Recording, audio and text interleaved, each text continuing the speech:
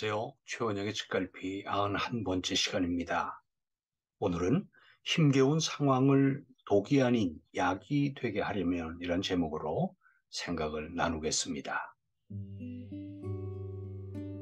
지난주에 우리는 마틴 셀리그만 교수의 긍정심리학이라는 책에 나오는 연구물들을 살펴봤었는데요. 오늘도 그분의 책에 소개된 연구 결과 중에서 우리들 마음에서 빚어지는 감정이 우리에게 어떤 영향을 주는지에 대해서 이야기를 이어가려고 합니다. 먼저 긍정적 감정과 부정적 감정의 빈도수에 관한 연구 결과입니다. 브래드붐 시카고대 명예교수는 오랫동안 미국인 수천 명의 생활 만족도를 조사했다. 유쾌한 감정과 불쾌한 감정이 일어나는 횟수를 질문했다. 그는 이 두 개의 감정의 발생 빈도가 완전히 반비례할 것으로 짐작했다. 즉, 부정적 정서를 많이 경험한 사람이 긍정적 정서를 그만큼 적게 느낄 것이라고 여겼다.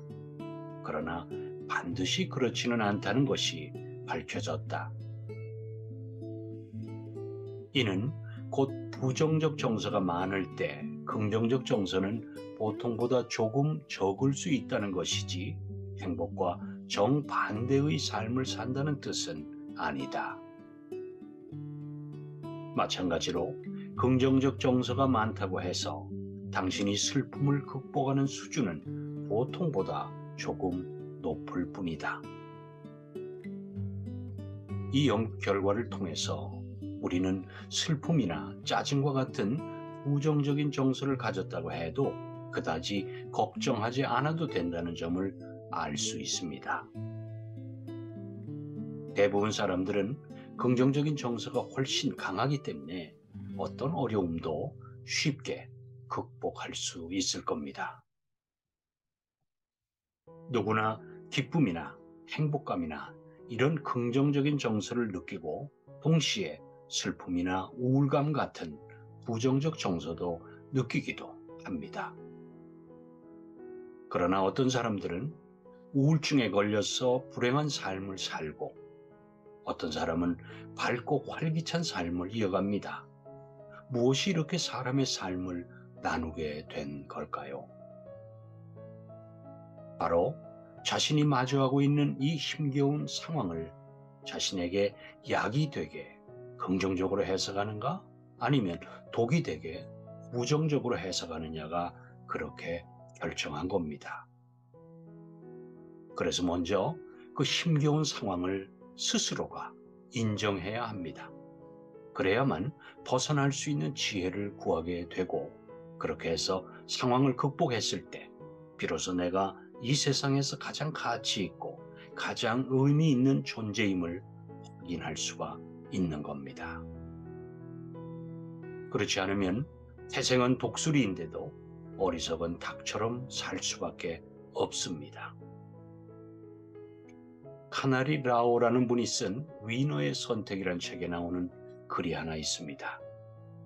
높은 산봉우리 정상에 독수리 둥지가 있었다. 강풍이 부는 바람에 둥지의 알 하나가 날아갔다. 그 알은 계곡으로 굴러 어느 양계장에 떨어졌다. 암탉은 자기 알과 독수리 알을 모두 품어 부화시켰다. 병아리와 함께 자는 독수리는 자기가 닭인 줄 안다.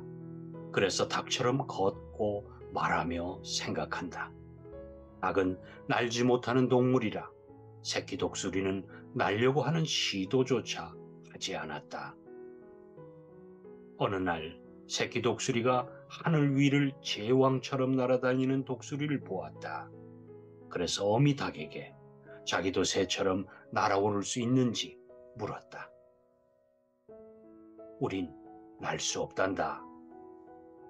결국 독수리는 끝내 나는 법도 익히지 못한 채 닭으로 살다가 죽었다. 맞습니다. 스스로의 존재 가치를 스스로가 인식하지 못하면 닭으로 살아가는 독수리가 될 수밖에 없을 겁니다. 꼭 기억하셨으면 좋겠습니다. 여러분들이야말로 이 세상에서 가장 귀한 존재임을요. 그래서 힘들 때마다 우리가 얼마나 사랑스러운 존재인지, 우리가 얼마나 대단한 존재인지를 떠올려 보시기 바랍니다. 고맙습니다, 여러분. 최원영의 책갈피 91번째 시간, 힘겨운 상황을 독이 아닌 약이 되게 하려면 이란 제목으로 생각을 나누어 보았습니다. 다음 주 월요일까지 건강하시고요. 반갑게 그날 뵙겠습니다. 고맙습니다, 여러분.